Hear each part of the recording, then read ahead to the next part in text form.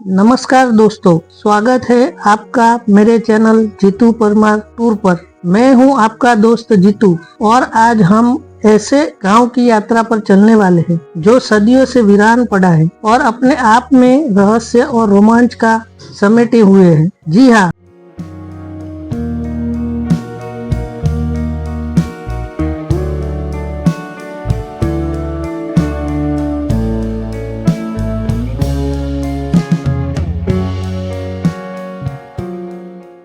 हम बात कर रहे हैं राजस्थान के जैसलमेर के फूलदरा गांव की। यह गांव सिर्फ एक खंडर नहीं है, बल्कि इसके हर पत्थर, हर दीवार और हर गली में एक कहानी छुपी है। यह जगह में हमें उस समय की महान संस्कृति, परंपरा और जीवन शैली की झलक दिखाती है। तो चलिए आज हम जाने इस गांव का इतिहास।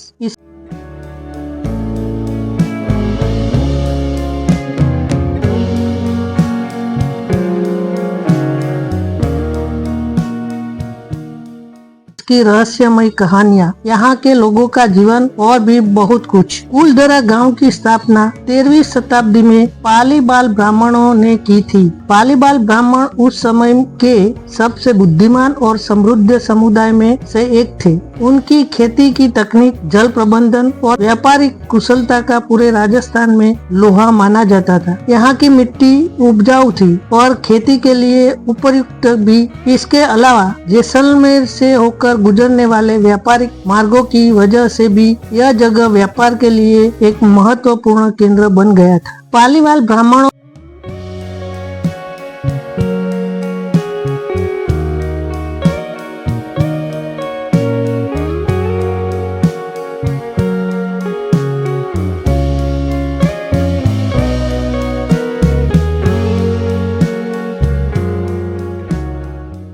ने फूलदरा को एक ऐसा गांव बनाया जहां सभी सुविधाएं मौजूद थी। गांव की बनावट, कुएं, जलाशय और यहाँ के मंदिर इस बात का प्रमाण है कि पालीवाल ब्राह्मणों ने अपने समाज को ऊंचाई तक पहुंचाने के लिए कितनी मेहनत की थी। लेकिन इस समृद्धि के पीछे एक दुखद कहानी भी छुपी हुई है। पालीवाल ब्राह्मणों का यह समृद्ध गाँव जैसलमेर के मंत्री सालम सिंह की नजर में खटकने लगा। सालम सिंह का स्वभाव बहुत ही क्रूर और अत्याचारी था। वह गांव की एक सुंदर कन्या पर मोहित हो गया और उसने गांव वालों की धमकी दी कि अगर यह लड़की उससे शादी नहीं करेगी तो वह पूरे गांव को बर्बाद कर देगा। गांव के लोग इस परिस्थिति में बहुत परेशान हो गए। उन्होंने एक गुप्त बैठक की और तय किया कि इस असहनीय परिस्थिति का सामना करने से बेहतर है कि वे अपना गांव छोड़ दे। एक रात गांव के सभी लोग अपने घरों को छोड़कर चले गए और फूलदरा के साथ साथ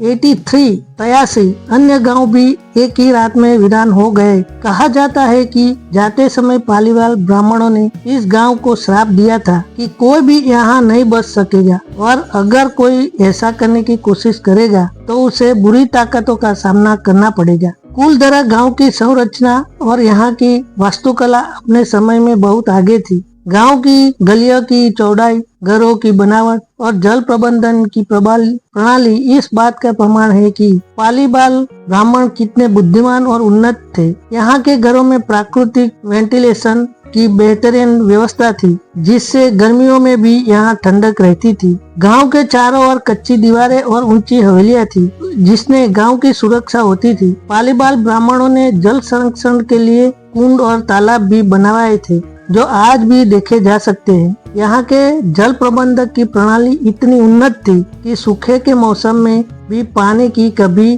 कमी नहीं होती थी। गांव के बीचों बीच एक विशाल शिव मंदिर स्थित है, जहाँ पालीबाल ब्राह्मण अपनी धार्मिक पूजा अर्चना करते थे। यहाँ मंदिर उस समय की धार्मिकता और सामाजिक जीवन का केंद्र था।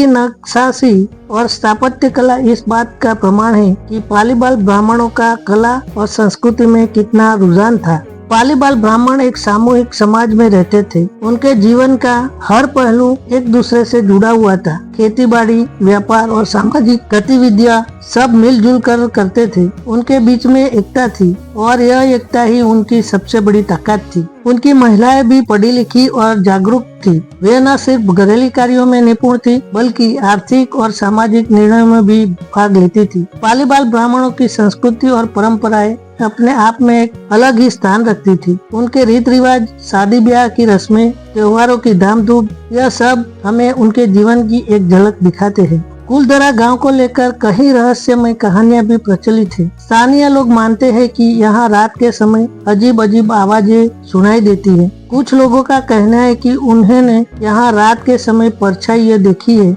और ऐसा लगता है कि गांव में खाली घरों में आज भी कोई रहता है। बहुत से पर्यटक जिन्होंने यहाँ रात बिताने की कोशिश की, उन्होंने बताया कि उन्हें अजीब से सपने आए और डरावनी आवाजें सुनी। कई लोगों ने यह भी दावा किया है कि उन्होंने यहाँ रात के समय किसी की रोने की और चिल्लाने की आवाज सुनी है। इस कहानियों को सुनकर पर्यटक यहाँ दिन में तो घूमते आते हैं, लेकिन रात बिताने की हिम्मत बहुत कम लोग ही कर पाते हैं। भूत प्रेत में यही यकीन रखने वाले के लिए यह जगह किसी रोमांच से कम नहीं है, लेकिन हकीकत में ऐसा कुछ है या नहीं ये कहना मुश्किल है। आजकल कुलधरा गांव एक प्रमुख पर्यटक स्थल बन चुका है। हर साल हजारों पर्यटक यहाँ आते हैं और इस गांव की रहस्यमय कहानियाँ और खूबसूरती को देखने आते हैं। यदि आप यहाँ जाना चाहते हैं तो आपको जैसलमेर से कुलधरा गांव तक आसानी से पहुंचा जा सकता है। यहाँ घूमते वक्त आप खुद को सदियों पहले की इस युग के महसूस करेंगे।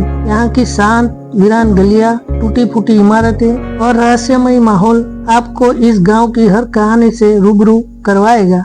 यहाँ आने वाले पर्यटकों को कुछ बातों का ध्यान रखना चाहिए, क्योंकि यह जगह एक संरक्षित स्मारक है। इसलिए यहाँ किसी भी प्रकार की तोड़फोड़, गंदगी या अनधिकार प्रवेश से बचे।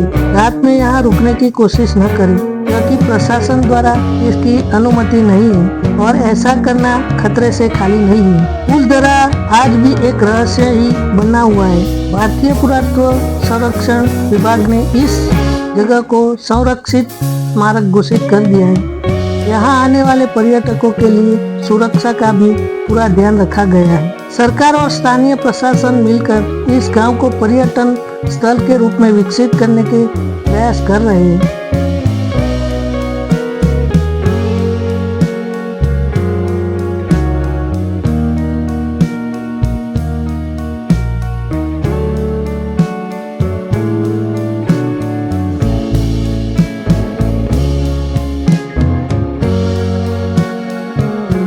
कुछ समय पहले तक यहाँ गांव पूरी तरह से खंडर से बदल चुका था, लेकिन अब उसकी मरम्मत और संरचना के संरक्षण के लिए कई कदम उठाए गए हैं। यहाँ की कुछ इमारतों को ठीक किया गया है और पर्यटकों के लिए जरूरी सुविधाओं के भी जोड़ा गया है। फिर भी इस जगह की मूल रचना और इतिहास को बनाए रखने के लिए विशेष ध्यान दिया गया है।